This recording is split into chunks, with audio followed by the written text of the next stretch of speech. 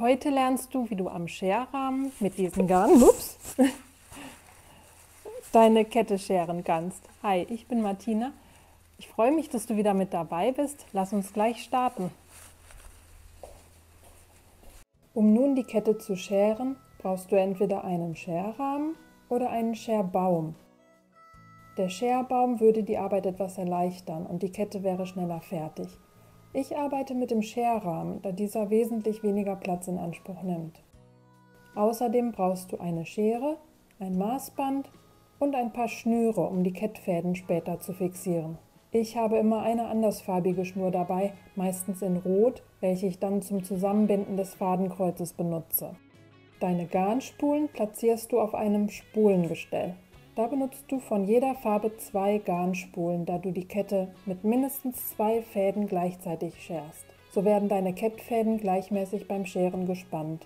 Es ist sinnvoll, die Garnart, die Garnnummer und eventuell die Farbe auf das Röhrchen der Garnspule zu schreiben, damit du auch im Nachhinein beim Restgarn immer weißt, um welches Garn es sich handelt. Die Fäden sollten sich bei jeder Spule im Uhrzeigersinn abwickeln. Auf deiner Gewebeplanung liest du nun ab, wie viele Fäden du scheren musst und wie lang diese sein sollen.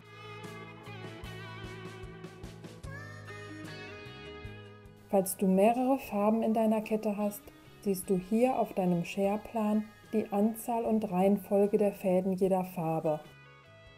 Nun habe ich einen Faden auf die vorgesehene Kettlänge abgeschnitten und platziere diesen in den Scherrahmen, sodass ich dann gleich beim Scheren mit dem richtigen Garn weiß, um welche Zapfen ich die Fäden legen muss.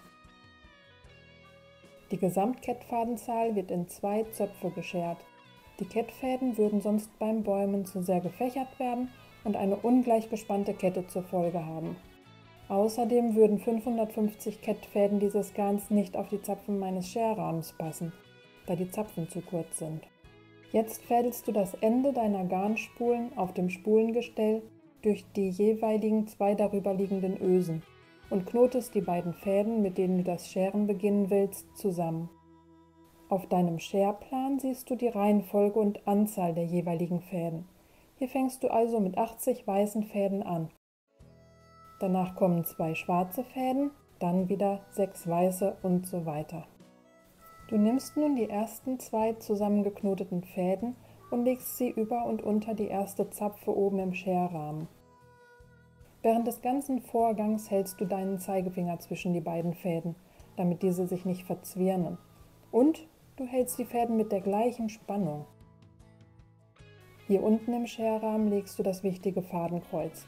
Du legst die Fäden, die mit deiner Hand von rechts kommen, über den mittigen Zapfen und unter den linken Zapfen.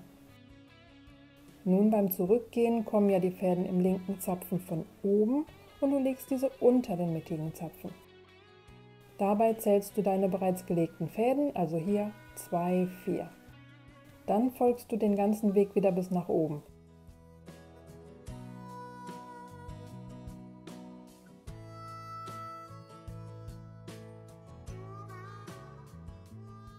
Du legst die Fäden um den letzten Zapfen und folgst wieder den Weg nach unten.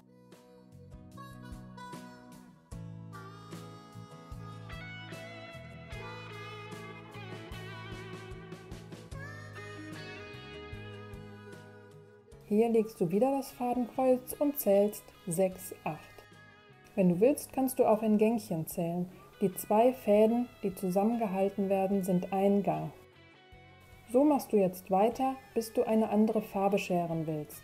Falls sich in dem Garn irgendwo mittig ein Knoten befindet, ist es am besten, diesen jetzt hier direkt beim Scheren der Kette zu entfernen. Das erspart dir die Zeit beim Weben. Dann schneidest du den Faden am Knoten ab und knotest den neuen und den bisherigen Faden an einem der Wendezapfen zusammen, also oben oder unten am letzten Zapfen.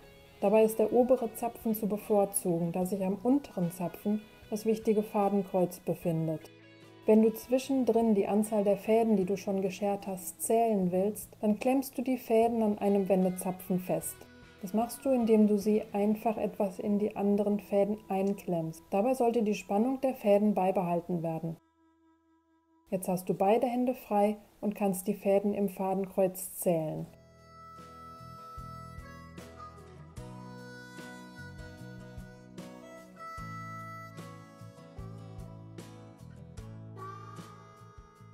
Wenn alles soweit passt, dann schaust du auf deinem Scherplan und siehst, dass als nächstes 2 schwarze Fäden geschert werden und danach wieder 6 weiße und so weiter. Du schneidest dann zum Fadenwechsel die bisherigen 2 Fäden an einem Wendezapfen ab und knotest sie mit den Fäden der neuen Farbe zusammen.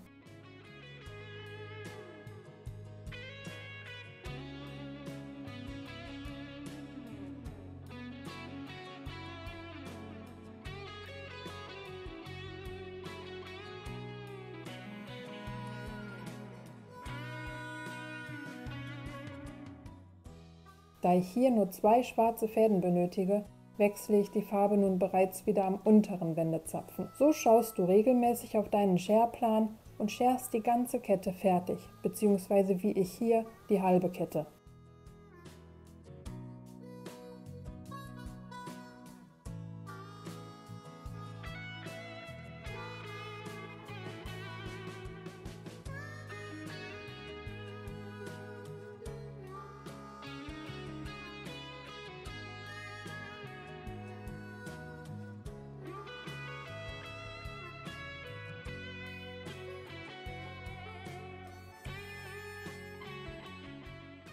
Jetzt bindest du die letzten 2 Fäden an einem der Wendezapfen mit einem Knoten zusammen. Vorzugsweise nimmst du auch hier wieder den oberen Zapfen, wenn es mit der Anzahl der Kettfäden passt, da an dem unteren Zapfen das Fadenkreuz liegt. Das Fadenkreuz sicherst du nun mit einem Bändchen. Ich benutze für das Fadenkreuz ein Bändchen einer abweichenden Farbe, so weiß ich später sofort, wo das Fadenkreuz liegt. Nun fädelst du das Bändchen durch beide Seiten des Fadenkreuzes und machst einen Knoten. Dabei schiebst du die Fäden weiter zusammen. Das Bändchen fädelst du nun über Kreuz, über und unter die Kettfäden und sicherst es dann wieder mit einem Knoten. Jetzt kann dem wichtigen Fadenkreuz erstmal nichts passieren.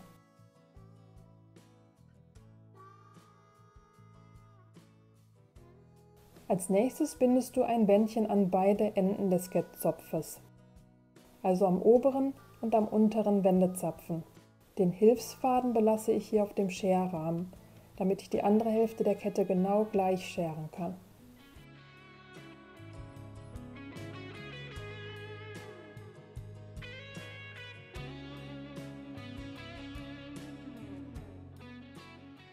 Um die Lage der Kettfäden zu sichern, bindest du zum Schluss noch die Kettfäden in einem Abstand von ca. 1 Meter zusammen.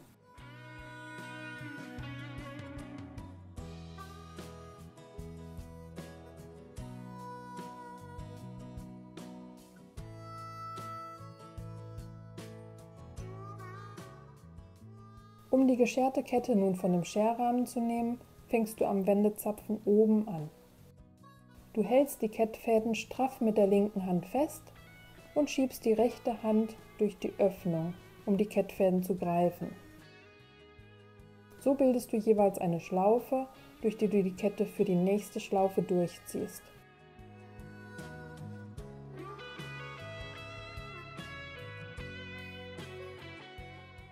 Schon ist die erste Kette fertig geschert und ich werde nun die andere Hälfte der Kette scheren. Dabei achte ich auf den Scherplan und lese diesen von hinten nach vorne.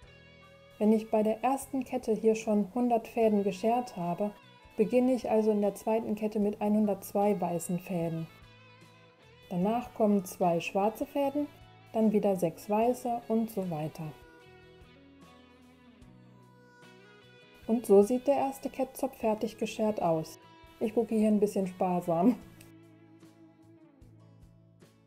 Wenn die komplette Kette fertig geschert ist, will ich wissen, ob meine Berechnung des Materials gepasst hat. Dazu wiege ich die Kette oder vergleiche das Gewicht der Garnspulen vor und nach dem Scheren. Vor dem Scheren hatte ich 2 volle Garnspulen. Diese wogen 518 Gramm. Das Garn, welches übrig ist, wiegt noch 170 Gramm. Ich habe also 348 Gramm Garn für die Kette gebraucht.